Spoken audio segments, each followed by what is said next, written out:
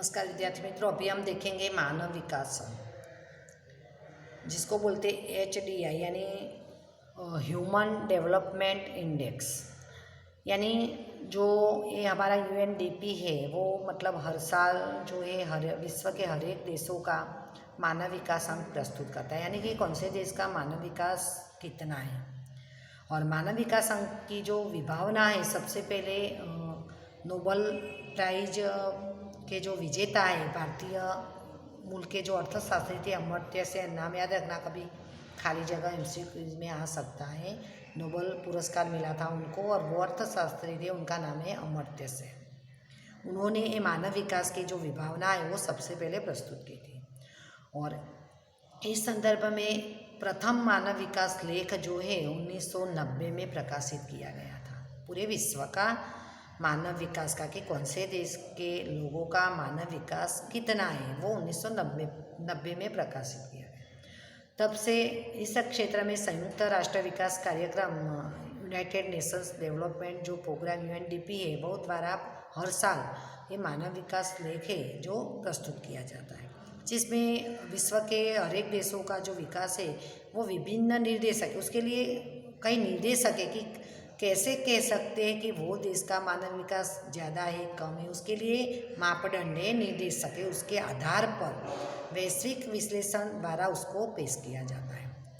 बाद में संयुक्त राष्ट्र विकास कार्यक्रम जो UNDP द्वारा जो प्रकाशित हुई है प्रथम मानव विकास लेख में मानव विकास अंक जो है ह्यूमन डेवलपमेंट इंडेक्स, उसकी संकल्पना प्रस्तुत हुई थी, जिसमें मानव विकास अंक में 3 निर्देशक को संयुक्त रूप से उपयोग किए गए। अभी हम ऐसा कैसे कह सकते हैं कि ये नॉर्वे का जो मानव विकास अंक है वो सबसे ज़्यादा है और ये स्वीडन का सबसे कम है, ऐसा हम कैसे कर सकते हैं? तो उसके लिए निर्देशक है, मापदंड है, वो 3 मापदंड है। औसत आयु है, स्वास्थ्य जिसको हम कहेंगे, दूसरा है शिक्षण संपादन यानी ज्ञान, पढ़ाई करते तो ही नॉलेज प्राप्त होता है वो, और तीसरा मापदंड है जीवन स्तर। जीवन स्तर यानी व्यक्ति की प्रति व्यक्ति की आवक कितनी है, अभी जीवन स्तर उस पर डिपेंड करता है, क्योंकि व्यक्ति की आवक पर आधार रखता है। हमारी इच्छाएं आकांक्षाएं तो बहुत सारी होती है, ऊंचा जीवन स्तर जीने की होती है, ये सारी सुविधाएं प्राप्त करने की होती है, लेकिन हमारी आवक कम होती है, उसके कारण हमारा जीवन स्तर होता है वो निम्न रह जाता है। तो मानव विकास को हम कैसे तय करते हैं कि मानव विकास कब ऊंचा है, कि औसत आयु को देखकर तय किए थे, पढ़ाई लिखाई कितनी की है और उसका जीवन स्तर कैसा है। तो ये तीनों जो निर्देशक है उसको संयुक्त अंक के आधार पर किसी एक देश के मानव विकास का अंक निश्चित किया जाता है कि वहाँ के लोगों की औसत आयु अच्छी है, पढ़ाई में शिक्षा का प्रमाण कितना है, जीवन स्तर कैसा है। ये तीनों को देखकर कोई भी देश का मानव विकास अंक जो है वो तैयार किया जाता है, तय किया जाता है।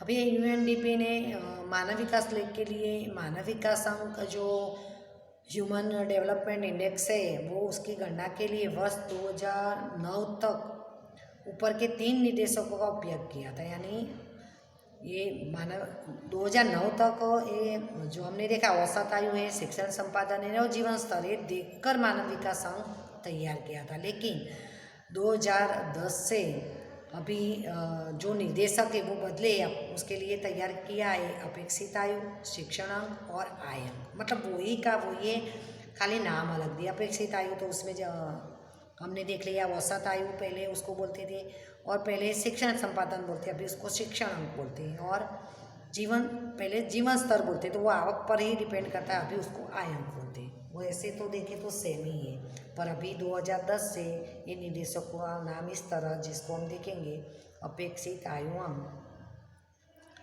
अभी जिसको हम औसत आयु भी बोल सकते हैं। तो स्वस्थ और दीर्घायु के मापन के लिए बच्चे के जन्म से लेकर समय से वह कितने वर्ष तक जीवन जीता है, ऐसी अपेक्षा को अपेक्षित आयु कहते हैं, कि जन्म हुआ बच्चे का और कितने साल तक वो जिंदा रहता है, तो उसको अपेक्षित आयु कहते हैं, जिसमें अधिकतम 83.6 वर्ष और न्यूनतम 20 वर्ष निर्धारित की गई। अपेक्षित आयु सभी के लिए 83.6 वर्ष और ज़्यादा से ज़्यादा और कम से कम 20 साल तय की गई है। तो मानव विकास लेख 2015 में भारत की जो अपेक्षित आयु अंक है वो 68 साल है। भारत का अपेक्षित आयु अंक 68 साल है।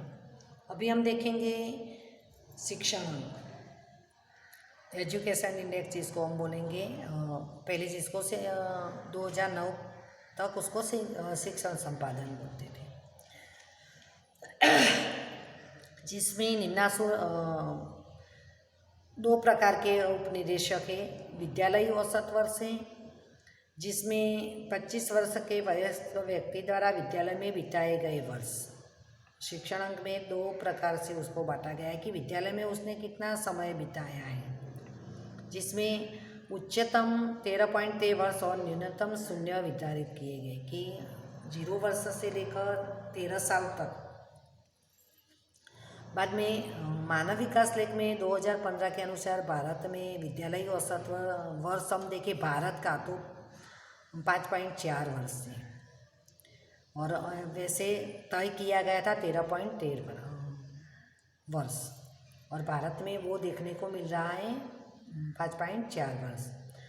अभी हम देखें वो विद्यालयी औसत वर्ष देखा। अभी हम देखेंगे अपेक्षित विद्यालयी वर्ष।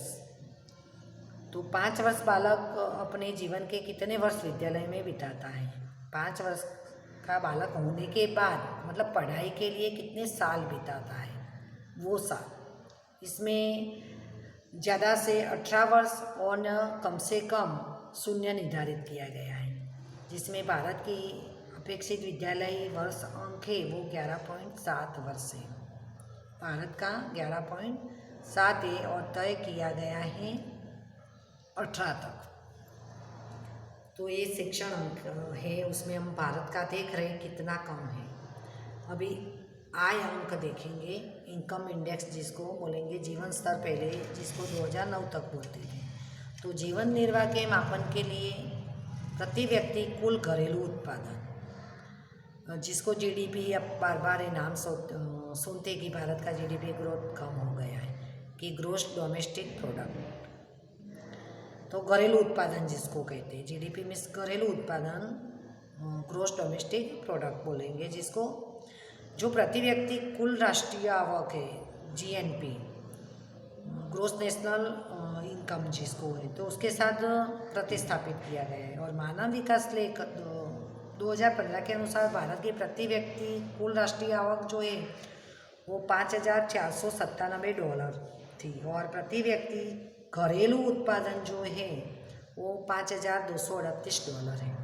तो प्रति व्यक्ति आय की गणना के लिए उस देश की आय को अमेरिका के चलन मूल्य डॉलर के साथ गिना जाता है, तो जिसे समक्रय शक्ति हम देखें उसके रूप में पहचाना जाता है। तो मानव विकास लेख में भारत का हम देखें तो प्रति राष्ट्र की आवक देखें तो $5,497 है राष्ट्रीय आवक, और प्रति व्यक्ति आवक जीडीपी देखें तो $5,238 है।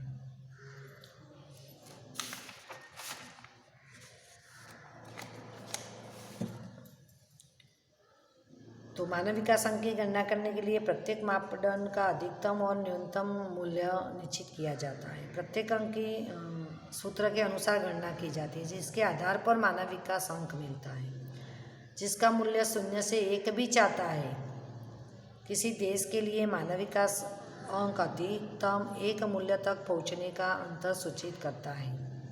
मतलब 0 से 1 बीच पॉइंट में होता है, वो 1 की ओर जा रहा है, वो तय करता है।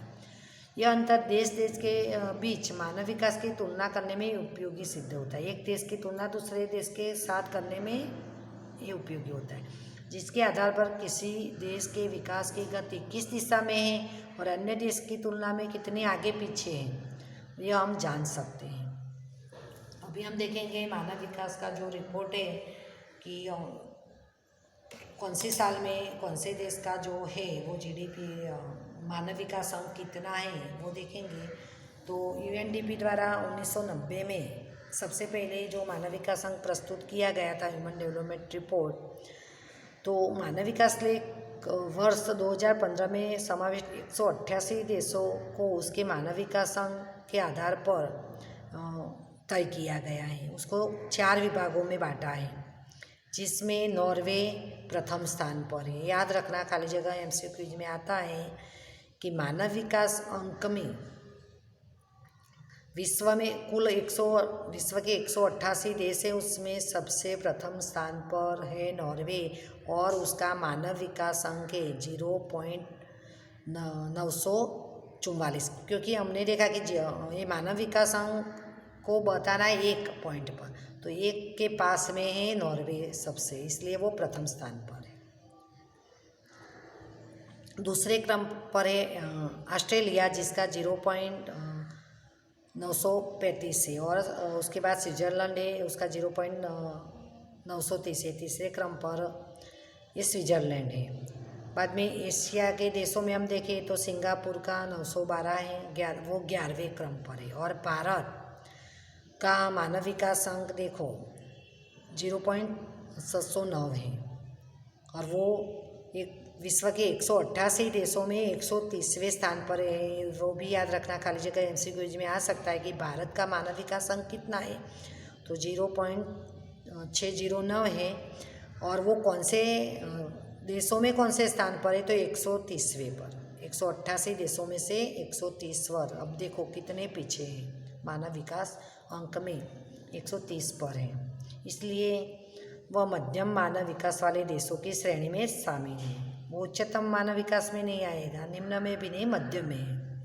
और इस लेख में सबसे नीचे 188 के क्रम पर नाइजर, जिसका मानव विकास अंक है 348, सबसे कम है। और सबसे लास्ट नंबर 188 नंबर पर, ये भी याद रखना, नाइजर देश है।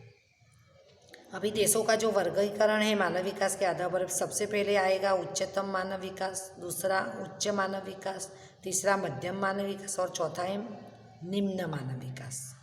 तो उच्चतम हमें कुल 188 देशों में से देखें तो उच्चतम मानव विकास में 1 से 49 देश है, जिसमें Norway, Australia, Switzerland, Denmark, Netherland, America, Singapore, Britain, Japan, France, ऐसे 49 देश जो हैं वो उच्चतम मानव विकास में आएंगे, और उनका मानव विकास अंक 802 से अधिक है।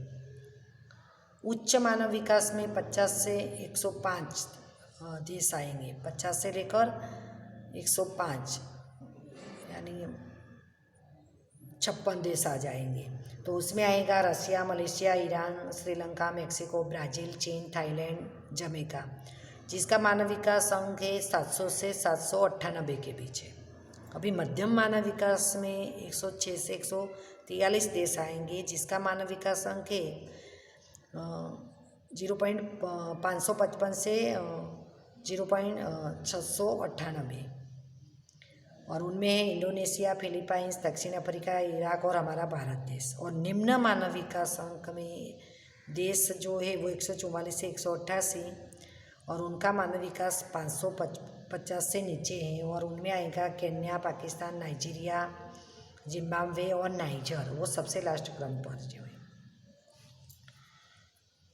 तो भारत का मानव विकास अंक जो है 1990 में था 0.428, 2000 में 0.496 और 2010 में 0.586, और 2014 में था उनका 604, और 2015 में हुआ 0.609। तो इस प्रकार हम अगर देखें तो उसका मानव विकास अंक हर साल बढ़ता जा रहा है। अभी हमारे जो पड़ोसी देश है उनका मानव विकास अंक हम देखें, यहाँ पर चार्ट में दिया है।